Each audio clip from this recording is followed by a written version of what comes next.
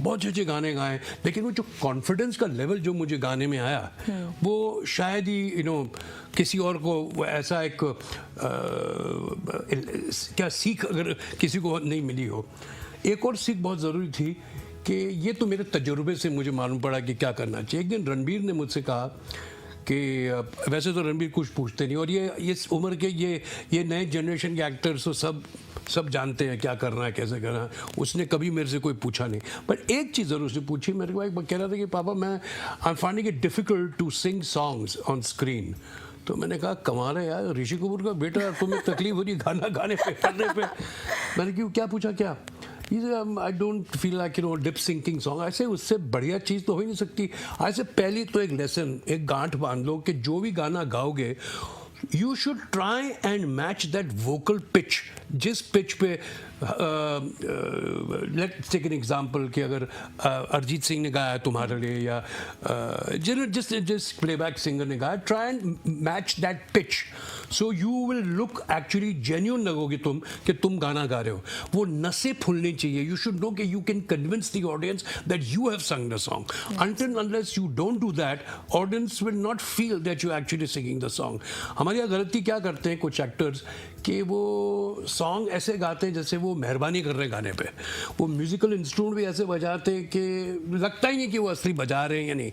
तो ये मैंने जब छोटा होता था तो मैं ये नुस्ख हर बार सोचता था, ये क्यों ऐसे लोग करते हैं, why can't they do it very openly and more confidently.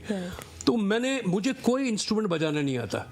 मैं कुछ नहीं बजा सकता, ना डफली बजाता, ना गिटार बजाता, ना ट्रम्पेट बजाता, कुछ नहीं आता मुझे। लेकिन मैं आपका बेवकूफ़ बनाता हूँ कि मैं जानता हूँ बजाने, because that is my job. मैं एक्टर हूँ, मुझे आपको यकीन दिलाना है कि ये मैं करता हूँ, ये मुझे आता है करना। बिकॉज अगर मैं वो रोल कर रहा हूँ तो my job is to actually make you believe that I know how to do it.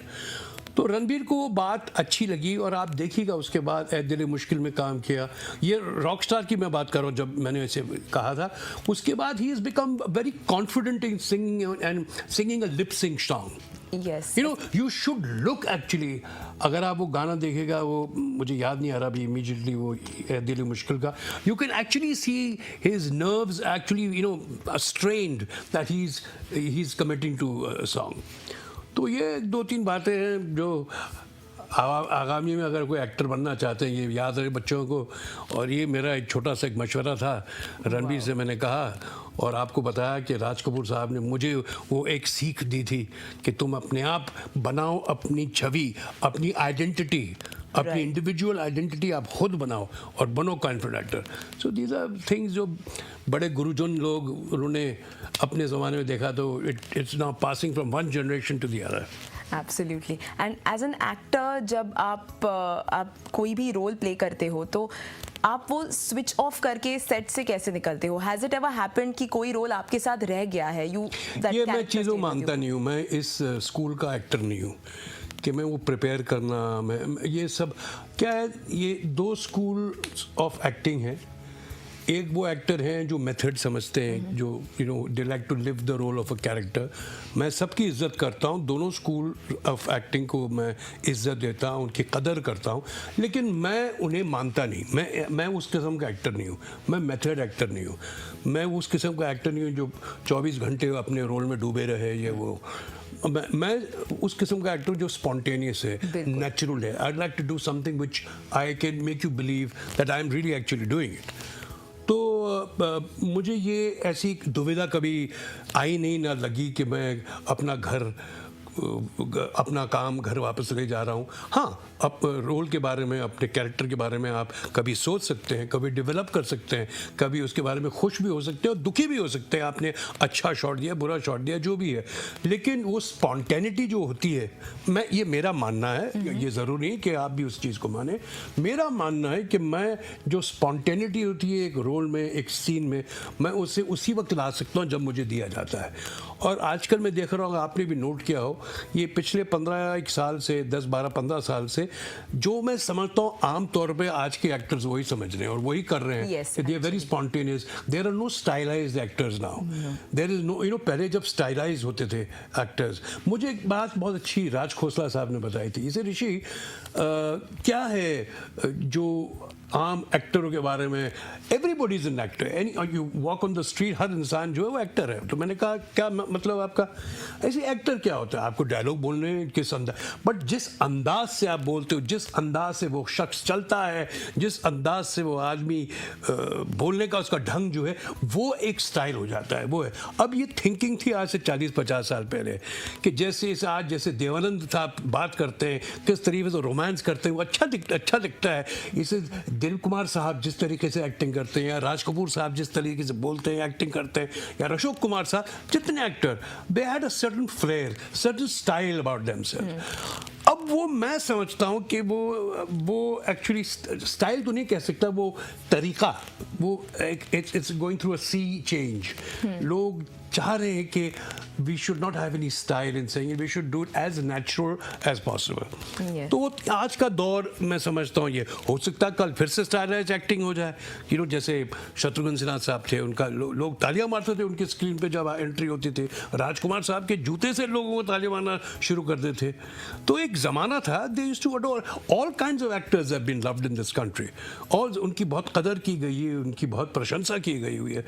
तो ये डिफरेंट स्कूल्स हैं जो मैं बिलीव करता हूँ, दोनों को रिस्पेक्ट देना चाहिए। एब्सोल्युटली। हमारे पास काफ़ी सारे कॉलर्स आ रहे हैं जो आपसे कहना चाहते हैं कि आपकी काफ़ी सारी फिल्म्स उनको पसंद है, स्पेशली हम बॉबी के बारे में बात कर रहे हैं तो उसके फैंस तो ढेर सारे हैं। सो मैं बस आप तक वो मैसेज पहुंचाना चाहती थी हमारे कॉलर्स की तरफ से। तो आप इतने साल से you have been in the industry, you have seen so many different phases, romantic phase है, फिर एक एंग्री यंग मैन फेज है, और अभी तो एंग्री यंग मैन का था, कभी मैंने काम नहीं किया। नहीं, मैं फिल्म्स की फेजेस की बात कर रही हूँ। ठीक है, okay. And you have been able to mould yourself in different kind of roles and different kind of characters. आजकल के आपके जो कैरेक्टर्स आपने किए थे, स्पेशली रौफ लाला या फिर जो कपूर एंड सन्स के कैरेक्टर्स है, that is completely different from your previous work. हाँ, सही है। आपका सवाल क्या है? तो मैं पूछना चाहती थी, ये जो आपने मोल्ड किया खुद को, I am sure it must have been a very difficult journey. अच्छा, मैं समझ गया। ऐसा है कि सुजाता, राइट? सुजाता पहले दौर जो मेरा था, मैं एक रोमांटिक हीरो था, म्यूजिकल हीरो था, तो ज़्यादातर मुझे ऐसे ही फिल्में मिलती थी, तो मैं वही फिल्में करता था। ज़्यादातर मेरी रोमांटिक फिल्में होती थी, तो उसमें एक स्कोप नहीं मिलता था to show your what kind of acting you could do, whatever. I never got those kind of characters to play in that time, और उस वक्त ऐसी कोई ज़रूरत भी नहीं थी, ना करने का मुझे मौका भी नहीं दिया। ये जो मेरा सेकेंड फेज़ आया एज ए कैरेक्टर एक्टर, जहाँ मैं कैरेक्टर प्ले करता हूँ, तो मुझे बड़ा मज़ा आ रहा है, मैं बहुत मज़े से काम कर रहा हूँ, मुझे बहुत लुत्फ़ आ रहा है अपने काम से कि ऐसा मौके मिल रहे हैं ना डिफरेंट कैरेक्टर्स प्ले करने के लिए। जब भी आपने भी कहा रौफ लाला अग्निपथ में था, या कपूर सन्स में मैंने किया, या for the matter student of the year में मेरा एक बड़ा अजीब किस्म का रोल था। बहुत सी फिल्मों में मैंने काम ऐसे किया, जैसे नमस्ते लंदन हुआ, या हम तुम हुआ, या ढेर सारी फिल्में। और आगामी में आने वाली हमारी अगली पिक्चर है 102 नॉट आउट, जिसके लिए I am very much looking forward to. It's a very interesting film. It has a lovely concept, basically a father and son story, right, but told in a very different way. उसमें श्री अमिताभ बच्चन साहब हैं, मैं अमित जी के साथ 27 साल के बाद काम कर रहा हूँ साथ में. हमने 5 पिक्चरें की हैं साथ में, ये 6वीं पिक्चर है हमारी. एंड well, मैं क्या कहूँ, it's a film which I have not seen as yet, but I worked in it. And I feel it should be a very interesting film, a very different kind of a film, an emotional film, a film that will touch your heart, and which I'm looking forward to in the future. Absolutely, and I think films that touch your heart are the best ones. Absolutely, you relate to them in some way. Well, I hope so. Yes.